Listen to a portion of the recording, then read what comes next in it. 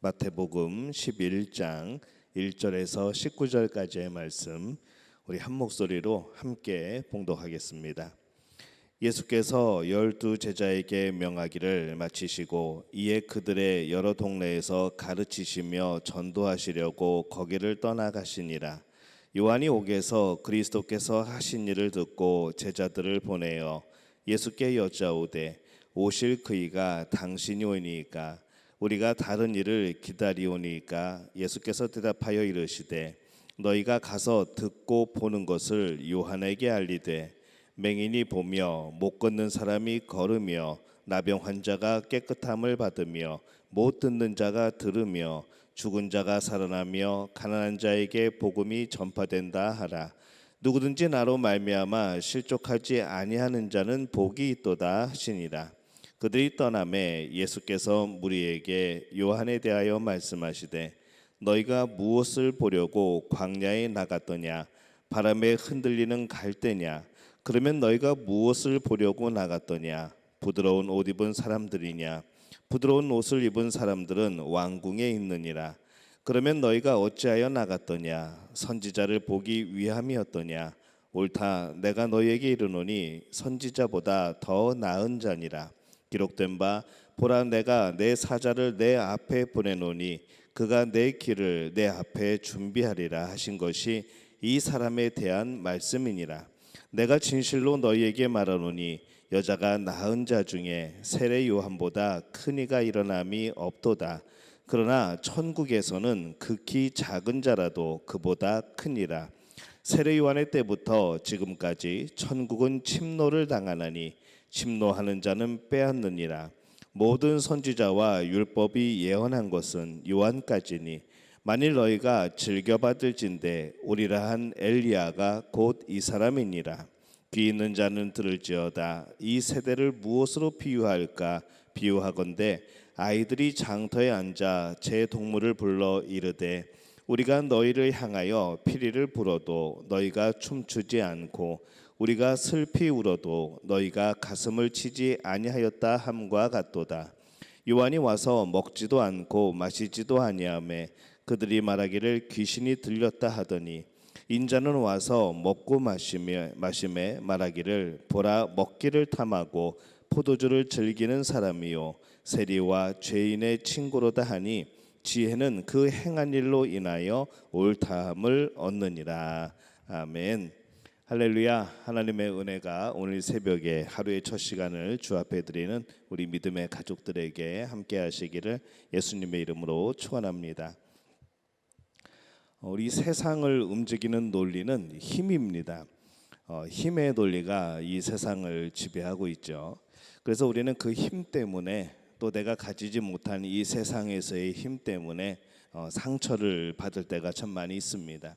그렇다고 한다면 이 신앙인은 과연 무엇으로 살아가는 사람들일까요? 오늘 이 천국의 힘과 우리가 관련하면서 이 오늘 말씀을 함께 나눠보려고 합니다. 이 세례 요한이 예수님 앞에 보내심을 받아서 이 천국을 전합니다. 이 천국 때문에 모든 것을 희생하였고 모든 힘을 다하였죠. 근데 그가 과연 어떻게 되었을까요? 2절에 보면은 요한이 옥에서 그리스도께서 하신 일을 듣고 제자들을 보내어 이렇게 말씀을 합니다. 그리스도께서 천국을 선포하셨을 때 이 사람들의 참 다양한 그런 반응들이 나옵니다. 이 천국에 대한 사람들의 반응은 세례 요한이 옥에 갇히는 겁니다. 이 세례 요한은 마지막 선지자이죠. 11절에 보면은 내가 진실로 너희에게 말하노니 여자가 낳은 자 중에 세례 요한보다 큰 이가 일어남이 없도다. 그러나 천국에서는 극히 작은 자라도 그보다 크니라. 이렇게 말씀을 합니다. 이게 무슨 뜻일까요? 다른 선지자, 이 모세, 이사야, 예레미야 등 이 그보다 더 위대하다는 그런 뜻일까요? 그런 뜻은 아닙니다. 크다라는 것은 인물보다는 어떤 위치, 어떤 때에 대한 그런 말씀입니다. 이 세례 요한은 천국 직전에 이 천국이 선포되는 그 중에 또 메시아 앞에서 메시아를 알리는 그런 역할을 한 것이죠. 그래서 그가 위대하다는 겁니다. 가장 중요한 역사적인 순간에 그가 부름 받아서 바로 하나님의 일을 감당한 겁니다. 그래서 이 세례 요한은 세상의 힘을 사랑하지 않고 사는 사람입니다. 8절에 보면 이렇게 말씀을 하죠. 그러면 너희가 무엇을 보려고 나갔더냐? 부드러운 옷 입은 사람이냐?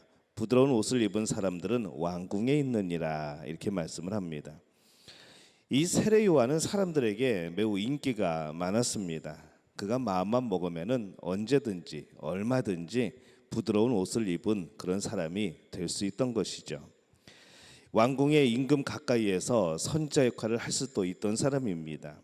근데 그는 가장 힘없는 이들이 있는 그런 싸구려 옷을 입고 정말로 겸손하게 낮은 자의 모습으로 살아갔습니다. 이 세례 요한의 천국과 메시아를 전하는 가장 중요한 역할을 한 것이죠. 그러나 안타깝게도 그는 이 세상의 힘이었던 그 당시의 헤롯 이 안디바에 의해서 감옥에 갇히고 결국 거기서 허무하게 죽음을 맞이를 합니다. 이 세례 요한이 마지막 선지자이고 천국을 전한다고 하여서 세상은 그를 우대하지 않았던 것이죠. 이 헤롯 안디바는 자신의 개인 가정의 일을 그 세례 요한이 책망한다는 이유 때문에 그를 죽입니다. 세례 요한이 천국을 미리 전한 중요한 사람이었지만은 세상의 힘에 의해서 아주 쉽게 그는 죽임을 당하게 됩니다. 12절에 보면은 이렇게 말씀을 하죠. 세례 요한의 때부터 지금까지 천국은 침노를 당하나니 침노하는 자는 빼앗느니라. 이렇게 말씀을 합니다. 이 구절의 해석은 좀 어렵습니다. 이 천국을 침노하는 사람, 이 천국이 침노를 당한다고 하는 그런 말씀, 또 침노하는 자는 빼앗는다라는 말씀을 이 말씀만 떼놓고 보게 될 때는 열심히 천국을 소망하고 천국을 향해 달려가면 그것을 얻는다는, 내가 그것을 빼앗을 수 있다는 그렇게 해석될 수도 있지만은 이 전체 문맥에서 보면 조금 다른 해석을 가집니다. 천국은 침노를 당하나니라고 이렇게 번역을 했는데 이 침노는 침입하여 노략질을 하는 겁니다. 좀 어색하죠. 우리가 천국을 침입하여서 노략질을 할 이유가 없는 겁니다. 천국은 결코 노략질 당할 만한 그런 곳이 아니기 때문에 그렇죠. 그래서 이것을 직역하면은 어떻게 되는가 하면은 힘으로 다루어졌다, 힘으로 다투어졌다라고 해석이 됩니다. 세상의 힘이 가해져도 천국 자체는 변화가 없지만은 세례 요한이 천국을 전하는 것은 세상의 힘으로 막을 수 있다는 것이죠. 그 방해가 있을 수 있다는 겁니다. 우리는 또 그렇게 해석을 할 수 있습니다. 세례 요한의 감옥에 갇힘으로 이 세상의 힘이 천국을 효과적으로 막아낸 것 같지만 결코 아니죠. 세상의 힘은 천국에 전혀 힘을 쓰지 못합니다. 그렇게 보일 때가 많이 있습니다. 꼭 천국을 막은 것 같고, 꼭 천국을 무너뜨린 것 같고, 이 세상의 힘이 천국보다 센 것 같고, 그렇게 우리가 보이고 그렇게 우리가 오해를 하지만은 전혀 그렇지 않습니다. 이 세례 요한은 메시아로서 주인공이신 예수님이 오셨기 때문에 그 자리를 내어준 것이죠. 세례 요한은 거기까지인 겁니다. 그의 사명은 거기까지였던 것이죠. 세상의 힘에 의해서 이 세례 요한이 감옥에 간 것 때문에 천국이 확장되는 것이 막히거나 천국이 전파되는 것이 막히거나 한 것이 아니라는 겁니다. 이 세례 요한 개인에게 해가 되는 일이 아니라는 것이죠. 당장은 그가 목숨을 잃고 그에게 정말로 나쁜 일이 벌어진 것 같지만 모든 순교자들이 그러했던 것처럼 바로 이 세례 요한 개인에게는 하나님 나라에서 무한한 영광을 얻는 그런 은혜를 입은 겁니다. 세상의 힘은 결코 천국을 막지 못합니다. 천국을 전하는 개인에게 어떤 해도 끼치지 못합니다. 세상이 우리 안에 있는 그 천국을 빼앗아갈 수 없습니다. 우리는 천국을 적대시하는 이 세상의 힘에 그래서 우리는 기죽지 말아야 되는 것이죠. 여러분 천국을 소유하시기를 바랍니다. 그리고 그 천국은 이 세상이 빼앗아갈 수 없는 것을 기억하시기를 바랍니다. 때로는 뺏긴 것 같고 때로는 침노당한 것 같고 때로는 힘으로 여러 가지 상황에 의해서 그것이 무너진 것 같지만은 실상 그렇지 않다는 것이죠. 천국은 아무도 빼앗아갈 수 없습니다. 그 천국을 누리고 경험하는 여러분들이 되시기를 예수님의 이름으로 축원합니다. 3절 말씀에 보면은 예수께서 여짜오되 오실 그이가 예수께 여짜오되 오실 그이가 당신이 오니까 우리가 다른 일을 기다리오리까? 이렇게 세례 요한이 물어봅니다. 예수님을 향한 세례 요한의 질문이죠. 감옥에서 제자들을 보내서 예수님께 질문하는 겁니다. 이 세례 요한은 예수님에 대해서 아주 강력한 지지를 했던 그런 사람입니다. 그런데 예수님께서 여러 사역을 하신 이후임에도 불구하고, 여러 가지 이적을 베푸신 이후임에도 불구하고 지금 그가 예수님께 질문을 하는 것이죠. 이 세례 요한은 왜 예수님에 대해서 당신이 그 메시아입니까? 라고 그렇게 질문을 하게 되었을까요? 그는 메시아가 성령과 불로 세례를 준다고 알고 있습니다. 그런데 이 예수님의 사역은 불로 심판하시는 모습이 보이지 않는 것이죠. 자신과 제자들은 세상을 향하여서 정말로 많은 책망을 합니다. 이 세상의 죄에 대해서, 그 왕에 대해서도 책망을 하는 것이죠. 근데 예수님은 지금 어떤 일을 벌이십니까? 죄인들과, 그들이 보기에 죄인들과 식사를 함께하고 있습니다. 세상을 불로 심판한다고 말씀하셨는데 이 세상에 그런 죄 있는 자들, 이 세상을 강력하게 물러뜨리시는 것이 아니라, 불로 심판하시는 것이 아니라 지금 죄인들을 불러서 그들과 함께 식사하고 그들을 치유해주고 그들과 함께 거하시는 것이죠. 그러다 보니까 이 세례 요한이 의심이 듭니다. 세례 요한은 오해하고 있었던 것이죠. 불로 세례를 주는 심판은 예수님께서 다시 재림하시는 그때에, 이 심판의 주로 오시게 될 때에 벌어지는 일입니다. 메시아의 강력한 힘으로 이 세상을 심판하고 변화시키는 것은 재림의 때에 일어날 일이라는 것이죠. 예수님의 십자가와 부활을 그가 경험하지 않았기 때문에 그는 그것을 알지 못했던 겁니다. 그런데 오늘날은 어떨까요? 우리는 예수님의 십자가와 부활을 본 사람들입니다. 경험한 사람들이죠. 오늘 우리는 천국을 살아가고 있는 사람들입니다.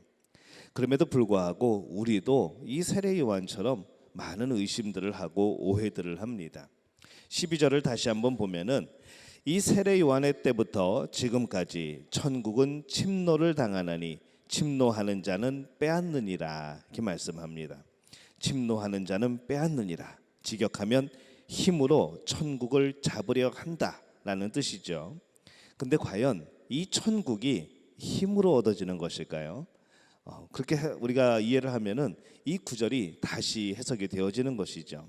아무리 이 세상이 천국을 힘으로 방해하려고 하고 빼앗으려고 하고 무너뜨리려고 하여도 안 된다는 그런 말씀인 겁니다. 사람이나 교회가 더 힘을 가지려고 합니다. 마치 그런 힘이 있어야 천국에 들어갈 것 같고, 이 세상에서의 보여지는 그 힘이 있어야 교회가 역할을 감당할 것 같고 하는 착각을 불러일으키는 것이죠. 근데 여러분, 천국은 힘으로 가는 나라가 아닙니다. 믿음으로 가는 나라이죠. 우리 교회학교 주일학교 때 열심히 찬양 배웠습니다. 힘으로도 못 가요, 돈으로도 못 가요. 그럼 어떻게 갑니까? 거듭나면 가는 나라, 믿음으로 가는 나라, 하나님 나라입니다. 우리는 어렸을 때부터 이 말씀을 고백하고 살았던 사람들인 것이죠. 천국은 힘으로 가는 나라가 아니었던 겁니다. 믿음으로 가는 나라입니다. 오히려 힘이 있으면 자신의 힘을 의지하느라 이 하나님을 의지하지 않습니다. 그런 모습은 믿음이 없는, 그런 힘없는 모습인 것이죠. 당시에 힘이 있던 이 서기관, 이 바리새인들이 세례 요한과 예수님을 판단합니다. 자신들의 힘을 지키는 것이 그들에게는 최우선이었습니다. 왜 예수님이, 저렇게 능력 있는 분이, 언제든지 그 힘을 잡을 수 있는 분이 왜 죄인들과 식사를 같이 하는가, 왜 죄인들과 함께 어울리는가, 그들은 이해할 수 없었던 것이죠. 힘을 가지면 힘을 가장 사랑하는 경우들이 많아집니다. 여러분, 힘이 없을 때 여러분이 힘을 소망을 합니다. 나에게 이런 것이 있었으면, 나에게 이런 힘이 있었으면, 이런 능력이 있었으면 하는 그런 소망들이 있죠. 근데 여러분, 그것을 하나님이 주시기 전에 여러분 기도하셔야 됩니다. 그것을 하나님이 나에게 주셨을 때 내가 그 힘을 감당할 수 있어야 하는 것이죠. 그 힘을 내 자신을 위해서 사용하지 않을 그런 준비가 되어 있어야 하는 겁니다. 그 힘을 하나님의 영광을 위하여서 사용할 수 있는 그런 결단이 있어야 되는 것이죠. 그때 가서 준비하면 늦습니다. 미리 준비해야 되는 것이죠. 그리고 지금 하지 못하면 여전히 그때도 하지 못하는 겁니다.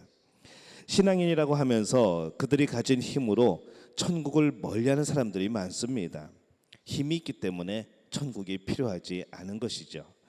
힘으로 천국을 갈 수 있는 것처럼 착각하면서 그 힘을 가지려고 이 세상의 힘을 얻어야만 나는 복받았다고 그렇게 고백하는 사람들이 많습니다. 그래서 그 힘을 얻으려고 정신없이 살아가는 것이죠. 그러나 천국은 우리의 힘으로 가는 곳이 아닙니다. 세상에 힘이 있던 없든 자신은 힘이 하나도 없음에도 불구하고 오직 하나님만을 의지하여 사는 사람이 그 믿음으로 천국에 들어가는 겁니다. 교회 안에서도 여전히 힘이 있어야 무엇을 할 수 있다고 착각하면 안 됩니다. 돈이 있어야 무엇을 할 수 있다고 착각하면 안 되는 것이죠. 힘이 아니라 돈이 아니라 교회는 하나님이 일하시는 겁니다. 우리의 믿음 가운데 하나님이 역사하시는 겁니다. 천국은 힘의 논리가 아닙니다. 이 헤롯 안디바가 큰 힘을 가지고 이 세례 요한을 감옥에 가두고 죽입니다.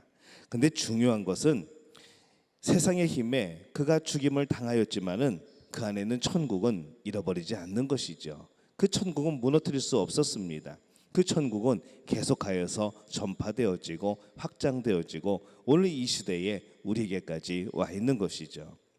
여러분, 세상의 힘을 두려워하지 마시기를 바랍니다. 세상의 힘이 모든 것을 할 수 있는 것 같이 보이지만 사실 할 수 있는 것은 아무것도 없습니다. 하나님이 허락하시지 않으면 아무것도 안 되는 것이죠. 오직 하나님이 행하시는 겁니다.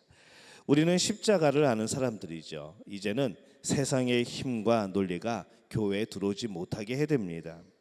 교회는 힘 있는 사람들의 목에 힘주는 곳이 아니고 모두 힘을 다 빼고 하나님 앞에 엎드리는 사람들이 있는 겁니다. 오늘 믿음으로 이 천국을 살아가는 믿음의 가족들이 우리 믿음의 공동체가 되시기를 예수님의 이름으로 축원합니다. 오늘 또 그 믿음을 가지고 하루를 살아가게 될 때에 오늘 믿음으로서만 이루어지는 그 하나님의 나라를 경험하는 우리 모든 믿음의 가족들 되시기를 예수님의 이름으로 축원합니다. 기도하겠습니다.